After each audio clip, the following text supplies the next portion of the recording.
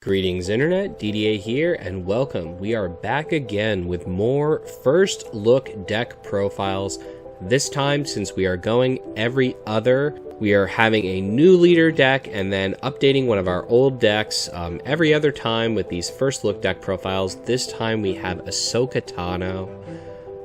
Green coming in with the very powerful green force cards in this set. It's hard to choose between whether green or blue got the best force cards this set. You can make large arguments for both colors. Well, why not put them both in one deck and go strong with the force with Ahsoka Tano? She survived the Clone Wars Order 66, and now we get to put her in a deck that shows the power of why she survived that day. The defensive strategy of the blue Ahsoka Sentinel deck.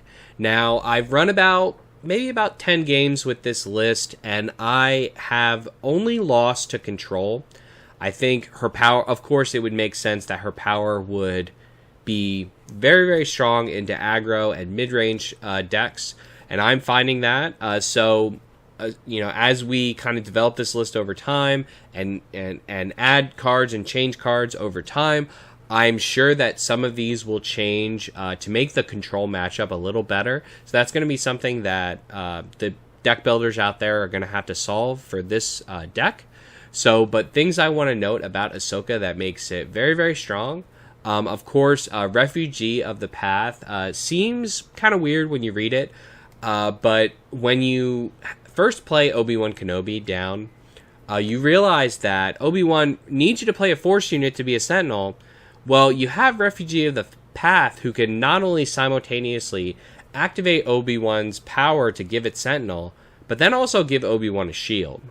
It lets you go wide.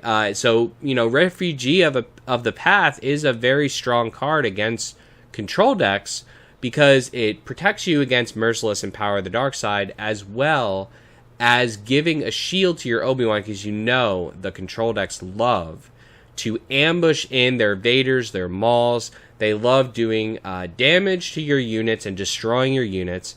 Yeah, they could take down, but a shield just gives that little bit of extra resilience that you may need to succeed. So we have Yoda's lightsaber in here. That's going to further help us, because often the decks that I'm playing, they're going to take shots at your base quickly, because they know that you're going to activate Ahsoka's ability to make a Sentinel. So they're going to push base pretty hard, and I've been finding that. And that's where the Yoda Saber is going to come in. Usually they've been pushing base. That may change as the set continues. But of course, you do have that Refugee of the Path to punish them if they do end up wanting to grind out units. We are playing 3 Timely Intervention in here, and I want to note how important Timely Intervention is specifically for the Force decks.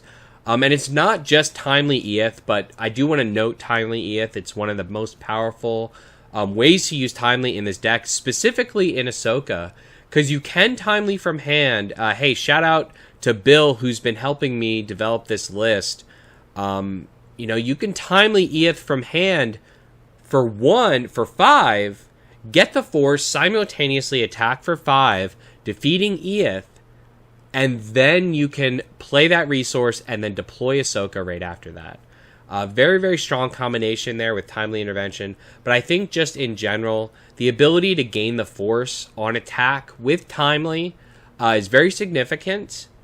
So that's worthy to note there about the power of Timely Intervention with the Force bases specifically. I think a lot of green decks out there, a lot of green non-yellow, because of course yellow has great ambush Force units, but a lot of green non-yellow decks out there are going to really want to consider Timely Intervention this set as a way for you to gain the Force while also controlling the board. And of course, being that we're playing Timely Intervention, we're playing 3 of them, Sabine's Masterpiece becomes crazy strong in green. You know, restore 2, gain an experience, very strong. We got the T6, T9, T6 shuttles in there. Really strong with Ahsoka, of course, just 3-4 beater, but strong with Ahsoka when you can give it Sentinel. And of course, we have Chirrut in here.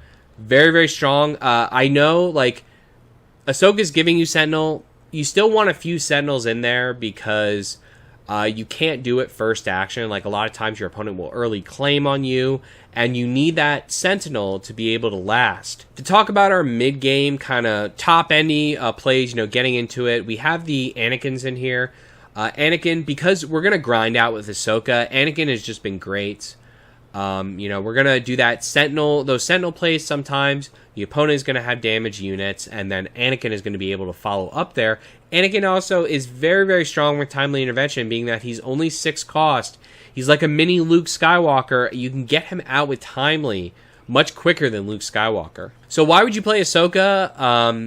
Her deploy is actually fairly strong. The Sentinel, I don't use effectively every single game, I'll be honest. The Sentinel is there for you, really against the aggro and aggressive mid-range decks, to offset the damage race. That's what you have to think. Like, Ahsoka is actually aggressive. You're going to want to go aggressive with Ahsoka. Ahsoka has 5 power on deploy. Of the 6 deploys, 5 power is fairly strong, fairly high. So you're going to want to go aggressive with Ahsoka, especially with that Plo Koon. Give Timely Intervention to Plo Koon, and then all of a sudden you have a 9 or 10 damage attacker, and you're going to be able to push in really strong. But like I said, the Sentinel Ahsoka deploy, it's going to be like that just little bit of offset, because you're not going to use it. You might use it first action, or you might not. It really depends. Disrupt your opponent's deploy. That's what I've been using it a lot for, disrupting the opponent's deploy. And then push into the opponent. Usually I am defeating my opponent about the time of 7 resource, about the time of the Luke Skywalker play. Right after Ahsoka, I'll either throw, a Yoda's or forces with me on Ahsoka, push in 7 damage or 8 damage, and then just end the game then on that Luke Skywalker Timely Anakin turn, when you're going to just take over the board and then push in and end. So Ahsoka, really fun. If you like that grindy style play, if you like that, she has, a lot of people call her ability boring. Just because something is one sentence doesn't mean it's boring. I know. Actually, as a, I'll say, as a former game designer, I've worked on card games. And I very much enjoy the simplicity of the single sentence cards that have layers to them and nuance. You don't need an entire card's worth of text to be an interesting card, and I can appreciate that. It may just be one ability and one keyword and simple, but when you're in the middle of a game and you're making the decision, do I push base? Do I save the Sentinel? How am I layering my force abilities? When do I give Sentinel to something? Should I save it for space? Should I save it for ground? There's a lot of nuance to this ability, and it's much more interesting and much cooler than people are giving it credit for. So check out this Ahsoka Tano new, post Order 66, the defensive powerhouse that is Ahsoka Tano. So if you like this video, we have a ton more first look deck profiles coming. Again, this is number 4. So we have at least 5 more coming, if not more. So hit that like, hit that subscribe, and stay tuned. Thanks for joining us. Random Number Gaming. Tons more decks in the pipeline.